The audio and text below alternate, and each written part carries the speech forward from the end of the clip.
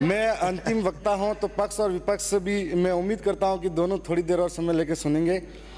साहब, जब बजट पेश हो रहा था तब हम लोग नए सदस्य भी हैं और कम उम्र के भी हैं, बड़ी उम्मीद के साथ में इस बजट के लिए आए थे।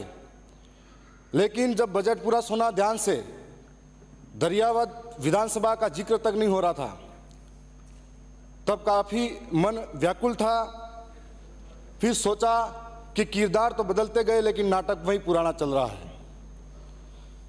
माननीय अध्यक्ष महोदय, बजट में जिक्र था पानी, बिजली, सड़क, विकास, और इस बार जो ये गर्मी के दिन निकले थे, मेरी विधानसभा के अंदर इस तरह के हालात बने हुए हैं कि कहीं कहीं ऐसा इलाका है जहां पर 1-1, 2-2 किलोमीटर तक पानी के लिए दूर दूर तरसना पड़ता है। कोई पानी की व्यवस्था नहीं है। साथ में बिजली की बात करें तो बिजली का आलम यह है कि क्षेत्र के अंदर में सिर्फ पूरे राजस्थान का यह हाल है कि कब बिजली जा रही है कब आ रही है कोई पता नहीं है। और शहरों के अंदर तो बिजली दिन में 24 घंटे भी देते हैं, लेकिन गांव के अंदर पता नहीं इंसान रहते हैं या नहीं रहते हैं, इसलिए गांवों के अंदर बिजली नहीं देते हैं। 2 से 3 घंटा बिजली मिलती है। रात इतनी परेशानी, 4-4 महीने का, 3-3 महीने का बच्चा पूरी रात रोता है, उसकी माँ को कहता है, और माँ बाप सोच नहीं पाते हैं। किसान रोता है कि खेत तक जाए और पीछे से वापिस बिजली कट जाती है। यह आलम बिजली का है। माननीय अध्यक्ष महोदय, मैं सड़क की बात करूं तो हमारे साथ इस तरह का धोखा हुआ है कि आज़ादी के आज 75-76 वर्षों बाद भी मेरी विधानसभा के ऐसे कई इलाके हैं जहां पर आज भी रोडें नसीब नहीं है उन लोगों को, और आज इस बजट में हमारे इस तरह का कोई नाम तक नहीं आया। सड़क की बात करें तो बारिश के टाइम पे बहुत सारे गांव ऐसे इलाके में बसते हैं जहां पर अगर पानी आ जाता है, नाला भरा रहता है, तो उसको कोई मरीज बीमार हो जाता है, उसको इंतजार करना पड़ता है कि उस नाले को पार करो, पानी नीचे जाएगा तब। यह हालात बने हुए हैं। और एक विकास के नाम पर आदिवासियों के साथ में बहुत बड़ा धोखा हुआ। मैं बजट के बारे में बड़ी उम्मीदें लेकर बैठा था, न सड़क के लिए, न बिजली के लिए, न पानी के लिए कोई बड़ी व्यवस्था हुई। साथ में मैं कहना चाहूँगा कि माननीय शिक्षा मंत्री जी, ये बहुत बड़ा जिम्मेदारी वाला पद होता है, और उन्होंने बड़े शान से ये कहा कि आदिवासी इनके बाप की औलाद है कि नहीं, इनके डीएनए की जांच करनी चाहिए।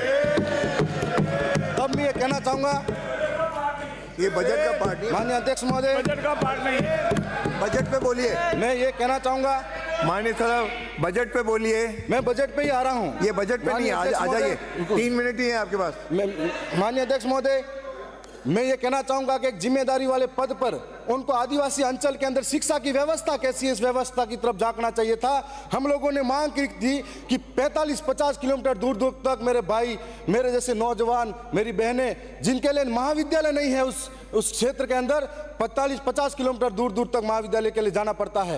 एक महाविद्यालय है जिसके अंदर 80 सीटें हैं, उनको बढ़ाने के लिए मैंने पीजी के लिए बात रखी थी, नहीं कर पाए। और आज ये आलम है कि हम लोग आर्थिक रूप से सक्षम नहीं हैं। पढ़ने वाला नौजवान प्राइवेट स्कूलों की फीस भरने के लिए अहमदाबाद, बंबई, गुजरात तक मजदूरी करने जाता है। तो ऐसी स्थिति में हमने कॉलेज की मांग करी थी, बालिका महाविद्यालय की मांग करी थी, हमने नर्सिंग कॉलेज की मांग करी थी। हमारे क्षेत्र के अंदर किसान बहुत सारे हैं जिनके पास नॉलेज अच्छा है, लेकिन किसान कृषि महाविद्यालय नहीं है। आज इस क्षेत्र के अंदर हम लोग इसीलिए कहना चाहते हैं कि आदिवासी को गाली देना आसान है, लेकिन उनकी समस्या समझने को तैयार नहीं है। आदिवासी इलाके के अंदर आपने, सरकार ने 100 स्कूलें, कर्मोन्नत और 50 विद्यालय नए खोलने की बात कही है। मेरे वहाँ पर ऐसे कई महाविद्यालय हैं जिनकी स्थिति यह है कि जर्जर भवन हो रहे हैं। जिंदगी हाथ पे लेकर बच्चे स्कूल के अंदर बैठते हैं, कोई पेड़ के नीचे पढ़ाई कर रहा है। और इस स्थिति के अंदर हम ये सोचते हैं, उम्मीद थी कि इस बार नए स्कूल कर्मोन्नत भी होंगे और नए हमको भवन भी मिलेंगे। आज जो देश का निर्माण करने वाला बच्चा है, आने वाला भविष्य है, उसके लिए शिक्षा की कोई व्यवस्था नहीं है।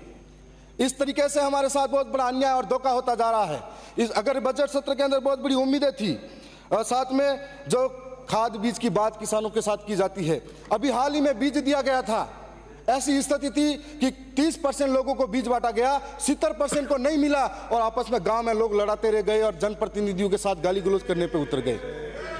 हर साल किसानों के साथ में कालाबाजारी होती है खाद के नाम पर, और हर साल खाद के नाम पर कालाबाजारी के अंदर ये जो कंपनियां हैं, इन कंपनियों के मार्फत से किसानों को जो नहीं चाहिए वो भी जबरन थोपा जाता है। साथ साथ में इस तरीके की कंपनियों पे भी कार्रवाई होनी चाहिए। वीको पॉइंट और हमारे क्षेत्र के अंदर 2 बार किसानों ने बड़े आंदोलन इसी वजह से किए थे और कई किसानों पे मुकदमे हुए थे। हाल ही में एक हमारी ग्राम पंचायत सियार थी, वहां पर लोगों को लगा कि ये निःशुल्क है, बांटने के लिए आया गया है, तो लोग चढ़ गए और लेके चले गए। उनकी स्थिति ऐसी पैदा होगी, सब पे मुकदमे लगे लूट मार के। तो ये स्थिति ऐसी पैदा होती है, तो हमको सोचना पड़ेगा कि वो किसान जो अन्न उगाकर पेट भरता है पूरे देश का, उस किसान के साथ में ऐसी दुर्गति होती है।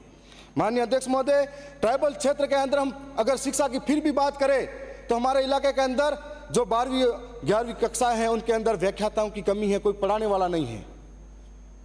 जो संविदा पर लगे हुए थे उनको भी बाहर निकाल दिया, थोड़ी बहुत जानकारी देते थे और बाहर निकाला तो ठीक है। माननीय अध्यक्ष महोदय, मैं ज़्यादा टाइम नहीं लूँगा।